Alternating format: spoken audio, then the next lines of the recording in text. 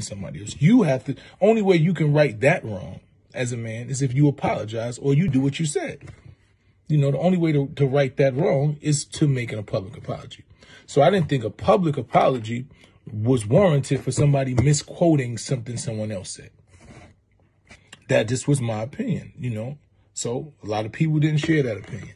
And that was based off when I had a conversation with Vlad.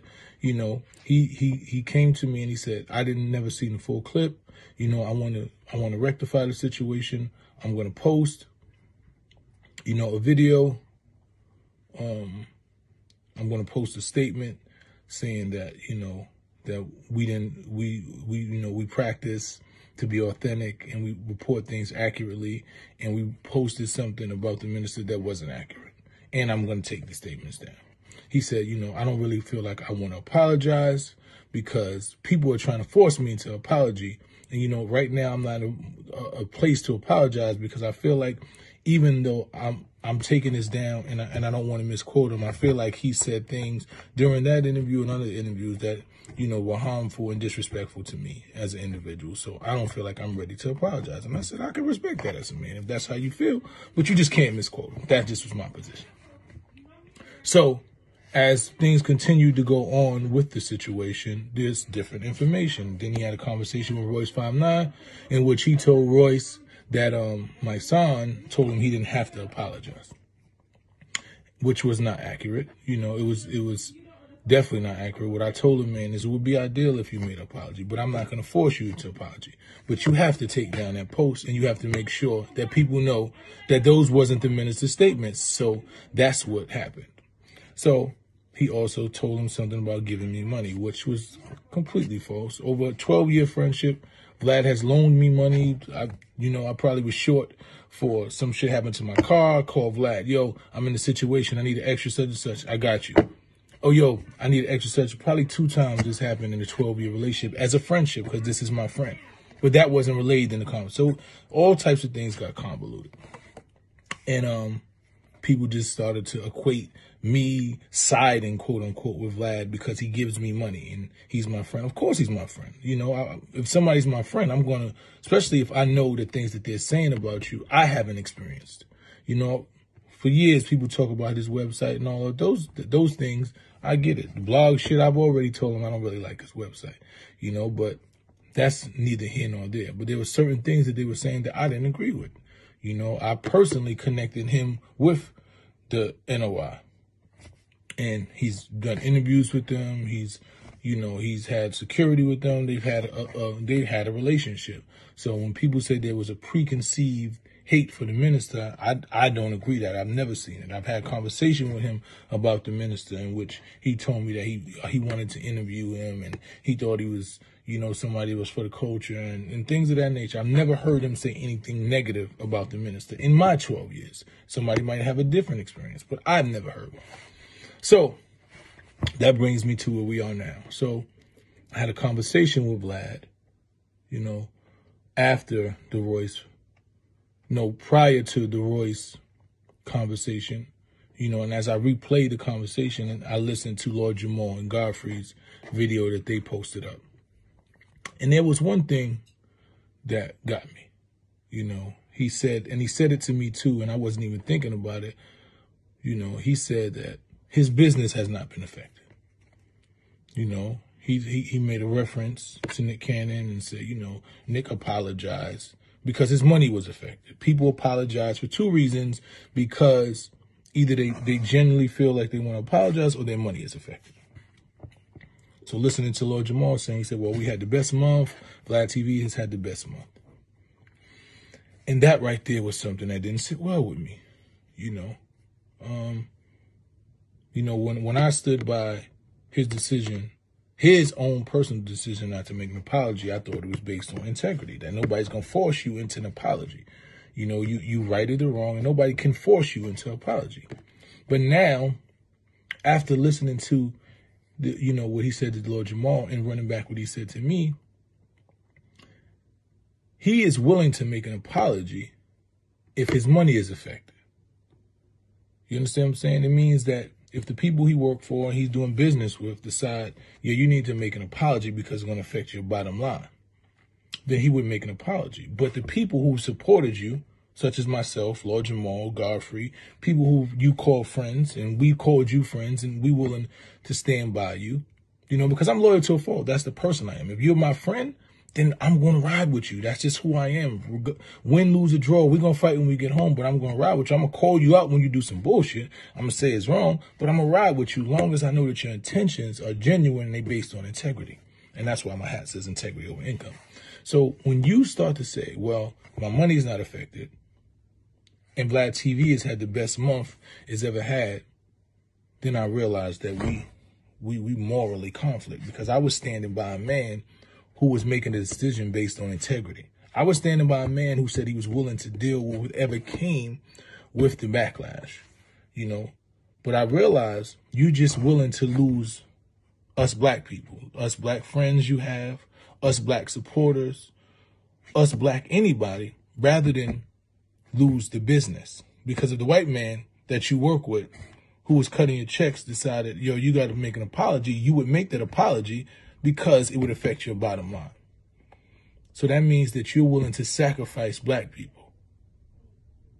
You're not willing to sacrifice your money. You're willing to sacrifice your black fans and your black friends and everything. You're willing to put us in positions that we stand by you, long as it doesn't affect your money. That's something that I morally conflict with. And as a man, I can't stand by that, you know. And I realize I'm loyal to a fault, but I understand the line where you draw with friendship, because my integrity means everything. Like people tell you, yeah, I went to jail for 7 years because I wouldn't tell somebody else to do the crime. That's how I am. I'm built like that. It's not a soldier. I think that's a general's mentality. I'm willing to deal with whatever comes with being involved with something. If I'm in the streets, I'm going to abide by the laws of the streets. When I'm not in the streets, I'm going to abide by the laws of whatever, you know, institution that I get involved with, because I'm wholehearted. This is who I am. I deal with integrity. I deal with morals, values, and principles. And that's what I stand on. So after listening to Vlad say that his money hasn't been compromised and that his bottom line hasn't been compromised, that's a quagmire for me. So you don't believe that us black people and friends of yours have the ability to affect your bottom line. So you don't have to apologize. You're not apologizing because it's based on integrity. You're not apologizing because it's based on the fact that us black people and people who have an issue with you can't affect your bottom line. That's where the code comes in for me, you know. And I wouldn't even want to make this statement because this is a person that I called my friend. But when I realized that you're willing to compromise me and put me in compromising positions but standing behind you, and it's based off money, then we have a different... I will die with a friend of mine. If I call you my friend, I'm going to die. I don't care what color you are. You can be green. If I call you my friend, then I'm going to die with you and for you. But I'm not going to sacrifice you if I'm not willing to sacrifice money. So when I had this conversation with him, it was clear to me that if his financial circumstances had been jeopardized or compromised by the fact that people wanted him to make an apology, then he would make the apology. Not he's willing to stand on it, lose his money, lose everything, because that's what his moral position is. It's that we don't have enough power to stop his bottom line. That's something I can't co-sign. That's something I don't stand by. See, the difference between me is I'm never going to say sorry if I'm not sorry. I don't give a fuck if I lose my house, my wife, my kid. I'm never going to say sorry if I'm not sorry, because I stand on integrity. That's the person I am. I'm going to die on what I stand on. That's who I am. So that was my position by standing and saying, well, brother, if you don't want to say sorry, if you don't feel you're sorry, and you say you're willing to deal with whatever comes with it, I'm going to stand by that. I respect that. Long as you make sure that you let the world know that you misquoted the minister. But I realize it's not about integrity with him. It's about the fact that his finances haven't been jeopardized, and we as black people don't have the power to jeopardize his finances. So at this point, I can't support that. And I will also ask all other blacks to be on code. If we're going to be on code, let's be on code all the time. Lord Jamal, Godfrey have made positions. They can't fuck with them. They're not going up there. I've made a position. Since your Your integrity and minds are in conflict, and you're willing to jeopardize a 12-year friendship that I thought was a friendship because it doesn't jeopardize your finances, then I have to respect that. But I also have to make you understand that I can't support you. I can no longer stand beside that as a man, because I wouldn't be who I said I was if I stood by that. And in making that decision, I asked everybody else to make that decision. We have to show that we can jeopardize somebody's bottom line, or they can continue to sacrifice us. So Vlad has taken a position that black people and his black supporters, his black friends, everybody black who has an issue with this situation is expendable. And we can't be on code, because we can't be on code if we do this sometime, if only some of us do it. We can't be on code, it's quote unquote on code if only some people do it. If me, Lord Jamal, and Royce, and Godfrey are saying, you know what, we're taking this stand because it's a bigger picture right now, and then everybody else goes up there and act like we didn't do anything, then we still have not jeopardized his bottom line. We still haven't, and that's not just his, we haven't jeopardized anybody's bottom line. We haven't shown any level of power. We haven't shown that we are able to unite, to come together, to make sure that people don't just sacrifice us. Don't say, well, I'm going to just sacrifice the black people because they don't compromise my bottom line. And that's what I'm willing to stand for. I'm not willing to stand on making somebody make an apology that they don't feel is in their heart, because they're willing to stand on that. But I'm willing to stand on the fact that you don't believe that we are valuable enough to affect your bottom line.